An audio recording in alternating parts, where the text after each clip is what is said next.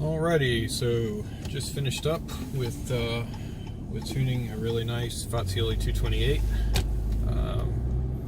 So now I'm headed from downtown Raleigh back up to sort of North Raleigh.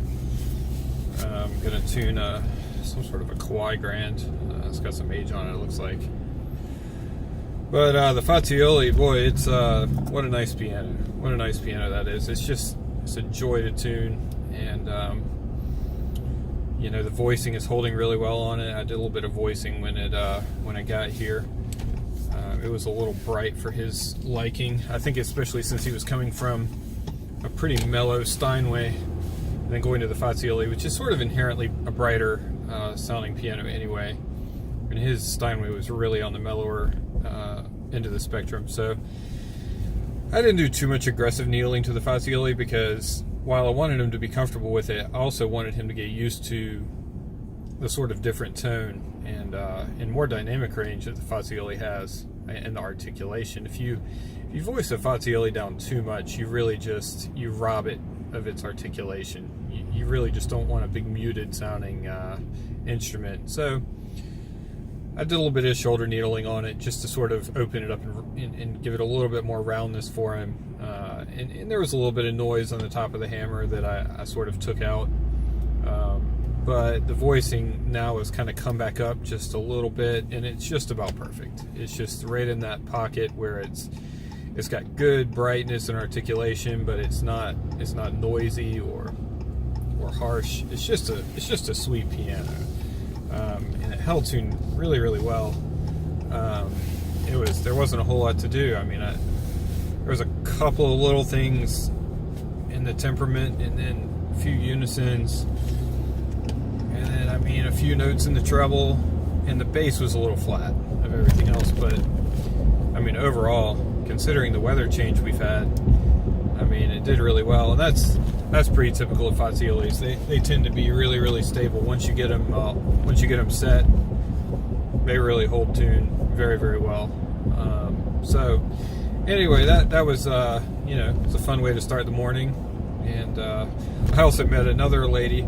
There was a lady who was locked out of the building. It's a big condo building with a call box, and she went out for a jog and came back, and the keypad that's supposed to let you in the building wouldn't let her in. So she's stuck outside with me. And the call box wouldn't work, so I had called my customer, and he was coming down to let me in, so he let her in too.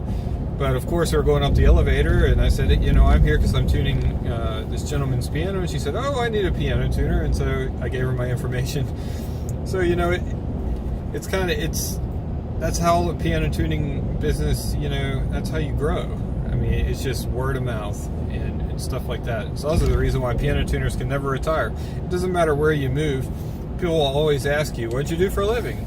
And you'll tell them you're a piano tuner, and then of course, they have a piano, and they have a friend that has a piano, and then they have a friend that has a piano, and it just, it goes on and on and on. I think the key thing is, you have to be really good at your job, and, keep yourself decently clean. Showering is definitely something you want to do. Try to dress decently, and just be nice to people, be approachable. I never understood. I always hear from customers about their old piano tuner that would scold them, if they didn't do something just the way they wanted it, they didn't get their piano tuned enough. It'd be like if you went to the mechanic and you were, a little bit over on your oil change, and they reprimanded you. Are you going to go back there? I don't think so. So I think some of these guys would just shoot themselves in the foot. It's amazing. I think some of them just scared customers, and they just kept using them because they thought, oh, this guy is the greatest, and I'm supposed to be scolded over my piano maintenance. It's ridiculous. It's much more effective to be nice to customers, and usually if they didn't get their piano tuned on time, it's because you didn't call them. I wish that customers would just call and set up appointments automatically, but getting their piano tuned is not the first thing on their mind. So, it really, once you get started and you get a decent reputation, growing your business is really not that difficult. It doesn't really require much advertising.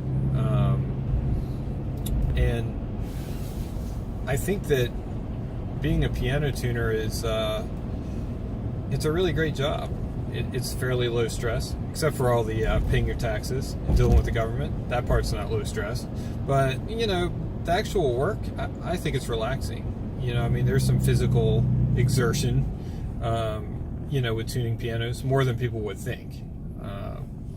But if you have good mechanics, you don't really, you know, I've never really suffered from any sort of injuries or fatigue, and that's after, gosh, it's been 18 years of tuning now, and I haven't really, you know, had any issues. But a lot of it is just having good mechanics and good basics to start with.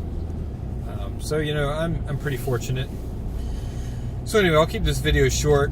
I'll let you know how it goes with this Kawai Grand. I think this one is one that I think my dad has tuned this piano before, and he didn't give the piano such a good prognosis, and I think the guy is hoping that I'll tell him differently, and his chances probably aren't good.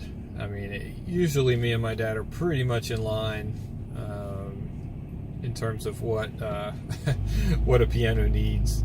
You know, some instruments, when they get worn out, it's just not worth, you know, putting thousands of dollars in rehabbing them. In fact, it's a pretty small percentage of pianos that are worth doing major work to. So we'll see what we get here. You know, maybe I'll be pleasantly surprised, but I'm not getting my hopes up. So anyway, I'll talk to you later.